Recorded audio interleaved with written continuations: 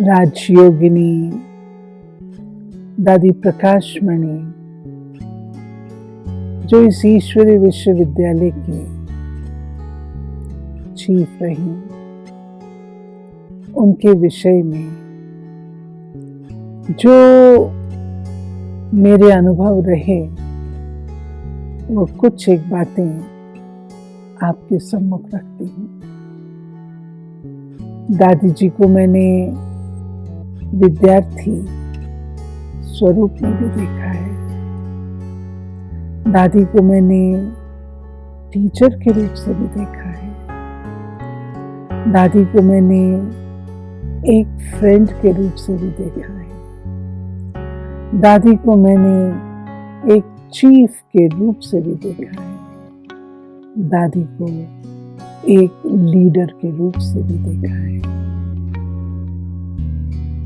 बहुत पुरानी बात है, 60s। दादी जी बेंगलोर आए और वहां पर हम कन्याओं का दादी क्लास कराते थे। प्रदर्शनी लगाई गई जिसको गवर्नर ने उद्घाटन करना था। हमारी दादी हम सबको बैठकर प्रदर्शनी कैसे समझानी है, बाबा टेलीग्राम भेजा करते थे कि हर प्रदर्शनी में कौन सी बात समझाई जाए, और वो टेलीग्राम हम लोग बड़े बड़े अक्षरों में लिखकर प्रदर्शनी के सामने के गेट पर रख देते थे और ध्यान रखते थे कि बाबा ने जो पॉइंट कही है वो हम अवश्य समझें। हमने देखा आदरणीय दादी जी ने हम सबके अंदर वो बात डाली। बाबा जो बात कहते हैं कि आप ही पूज्य आप ही पुजारी की पॉइंट, कैसे डबल ताजधारियों की पूजा सिंगल ताजधारी करते हैं, ये बात अवश्य समझाओ। प्रदर्शनी लगी और दादी जी एक सोल्जर की तरह सारी प्रदर्शनी में चक्कर लगाते थे। कौन क्या समझा रहा है वह देखते थे, और बाद में रात्रि में हम लोगों की मीटिंग होती थी, उसमें वो बात दादी स्पष्ट करती थी। आज मैंने ये देखा, ये सुना। दादी विद्यार्थी के रूप से, बाबा टीचर है और टीचर ने जो बात कही है वो हमें प्रैक्टिकल में लानी है। ये दादी हम सबको पक्का कराते थे। टीचर के रूप से दादी जी कहते थे टीचर माना ऑल राउंडर। केवल ज्ञान सुनाने का काम नहीं है, लेकिन टीचर अर्थात पालना देने वाली, टीचर अर्थात बाप समान बनाने वाली। हम सबकी टीचर्स ट्रेनिंग माउंट आबू में हुई और उसमें दादी जी एक सफल टीचर के रूप से जिस प्रकार हमें मुरली सुनाते थे वह देखने योग्य होता था। आज दिन तक हमारे सामने अगर रोल मॉडल है मुरली सुनाने का तो वो दादी है। और इस बात का मैं भी ध्यान रखती हूँ कि दादी ने जैसे सुनाई, दादी की 3 बातें बहुत इंपॉर्टेंट थी जो उन्होंने पर्सनली भी मुझे कही और अदरवाइज भी दिखाई देती थी। एक तो दादी कहते थे गद्दी पर जाते हो, और वो आज दिन तक मैं करती हूँ, गद्दी पर जाते हो तो ये याद करो शिव बाबा की गद्दी है जो जिस पर मैं बैठने जा रही हूँ, और इस गद्दी की गरिमा है। इस गद्दी पर बैठकर भगवानुवाच ही बोलने होते हैं, कुछ और नहीं। दूसरी बात, दादी जी ने कहा, मुरली सुनाते समय कभी भी उसे शिक्षा का साधन टीचर को नहीं बनाना चाहिए। एक स्थान था, मैं नाम नहीं सुनाऊंगी, वहां पर सारा हंगामा इसीलिए हुआ कि टीचर मुरली के माध्यम से विद्यार्थियों को शिक्षा देती थी और उस कारण उस टीचर को बहुत सहन करना पड़ा। दादी दीदी दोनों आए थे और उन्होंने ये बात चर्चा करते पर्सनली, जैसे मेरे से कहीं इस बात का हमें सदा, मैं तो बहुत छोटी थी उस समय, कॉलेज में पढ़ती थी, लेकिन दादी ने ये बात जो कही वो मेरे मन और चित्त पर सदा स्थित है। तीसरी बात जो दादी की बहुत विशेष टीचर के रूप से थी, जब दादी मुरली सुनाते थे कभी भी दादी जी के अपने संस्कार उसमें उजागर नहीं होते थे। दादी बाबा के संस्कारों को इमर्ज करते थे और अपने संस्कारों को दबा करके रखते थे। इसलिए दादी के द्वारा सुनी हुई मुरली हम सबको इतनी प्रिय और शक्तिशाली लगती थी कि हम कभी भूलते नहीं थे। दादी हमें मुरली से खेलना सिखाते थे, 2 ग्रुप बना देते थे और जैसे बैडमिंटन होता है इस तरीके से मुरली के पॉइंट्स रिवाइज कराते थे। इस पॉइंट का आरंभ कहाँ से हुआ ये बताओ। तो ये भी एक बहुत आनंददायक हमने अनुभव दादी जी से प्राप्त किया है। इसी रीति प्यारे दादी जी चीफ भी थे और चीफ के नाते से आंखों देखा एक दृश्य मैं आपके सामने रखूंगी कि चीफ को कितना निर्माण होना होता है और जितना निर्माण वो उसकी स्पिरिचुअल स्ट्रेंथ को प्रदर्शित करता है। दादी की स्पिरिचुअल स्ट्रेंथ का तो कहना ही क्या, उनकी निर्माणता का कहना ही क्या। एक दिन मधुबन में पांडव भवन में दादी और मैं इकट्ठे खड़े थे। दादी ने देखा गेट पर कुछ हलचल हो रही है। एक गाड़ी आई, जीप आई, उससे एक व्यक्ति उतरा और जो गेट पर गेट कीपर था उसके साथ झड़प हो रही थी।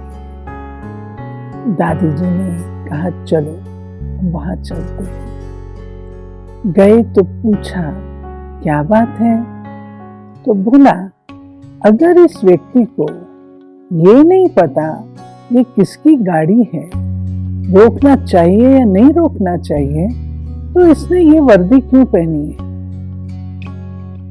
और वो एसडीएम था, आईएएस ऑफिसर था, उसको बहुत बुरा लगा, उसकी गाड़ी को रोका गया, आग बबूला हो गए थे। दादी जी ने शीतल जल डाला। कैसे? इतना निर्माण होकर के हाथ जोड़कर दादी कहती हैं कि इसकी गलती नहीं, ये मेरी गलती है। मैंने उस भाई को बोला आप जानते हैं ये कौन है? ये संस्था की चीफ है। वो दादी से ही मिलने आया था और जब उसने ऐसा दृश्य देखा पिघल गया, दादी के चरणों पर पड़ा। ये थी हमारी दादी जो इतनी बड़ी ऑर्गेनाइजेशन की चीफ, लेकिन इतनी निर्माण। एक चीफ अपने गुणों से बनता है और ये दादी ने वो आदर्श बाबा का प्रैक्टिकल करके दिखाया। इसी रीति दादी के अंदर लीडरशिप क्वालिटी थी। लीडरशिप क्वालिटी अर्थात आप समान बनाना और स्वयं आगे बढ़ जाना। और दादी यही संस्कार दूसरों में भी डालती थी। एक बार कलकत्ता में बहुत बड़ी प्रेस कॉन्फ्रेंस हुई और फर्स्ट टाइम हो रही थी। कलकत्ता की प्रेस इतनी कोऑपरेटिव नहीं थी, परंतु उन्होंने आना स्वीकार किया क्योंकि बहुत बड़ा मेला रखा गया था। मेले में सारे मीडिया पर्सन्स आए। दादी ने मेरे से कहा, आशा इसकी ना प्रेस रिलीज तुम लिख दो। तो उस समय मैं छोटी भी थी, अनुभवी भी नहीं थी, लेकिन दादी ने कहा प्रेस रिलीज लिखो। मैंने कहा दादी मैंने कभी भी लिखी नहीं है। दादी बोले कोई तो दिन होगा जो तुम लिखोगी, समझ लो आज ही वो दिन है और तुम प्रेस रिलीज लिखो। उस समय हमारे बड़े भाई वहां नहीं थे। प्रेस रिलीज लिखी और दादी जी को दी। दादी खुश हुए, शाबाश भी दी और मीडिया पर्सन्स ने भी उसको अच्छी रीति से उपयोग में लाया। ये थी दादी की लीडरशिप क्वालिटी का एक अनुभव। इसी रीति से दादी बहुत कंपैशनेट थी। मेरी आंखें भर आती हैं जब मैं इस किस्से को सोचती हूँ।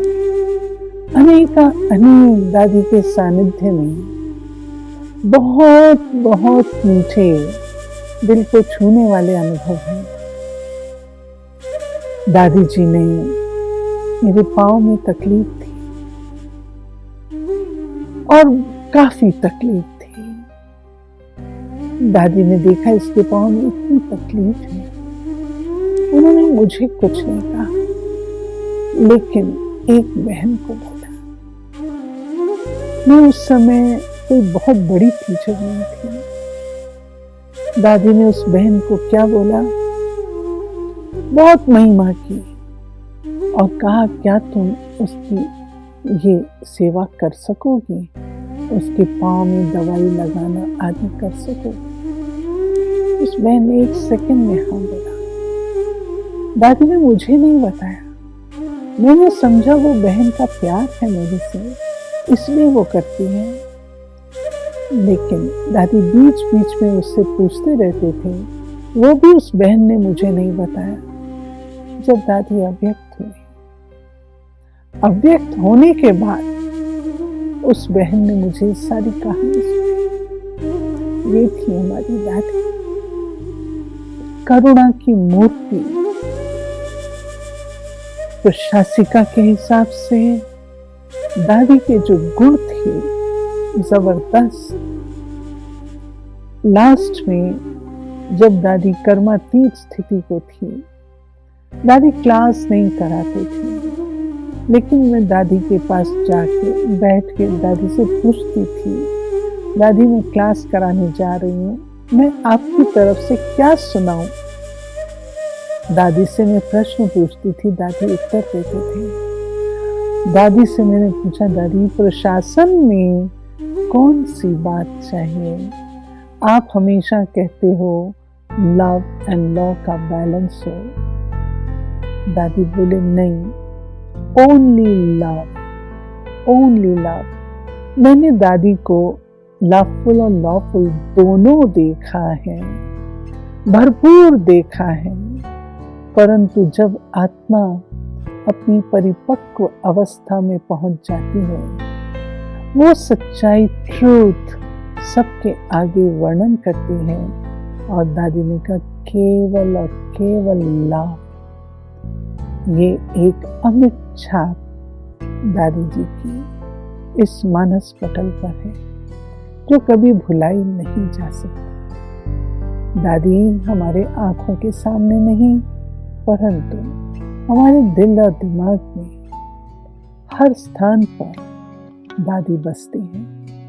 ओआरसी के लिए जब यहाँ केवल और केवल खेत ही खेत होते थे, अभी ओआरसी की शुरुआत ही हुई थी, दादी बहुत बड़ा चैलेंज, इसको मैं कहती हूँ लीडरशिप क्वालिटी, बहुत बड़ा चैलेंज जाते जाते छोड़ गए।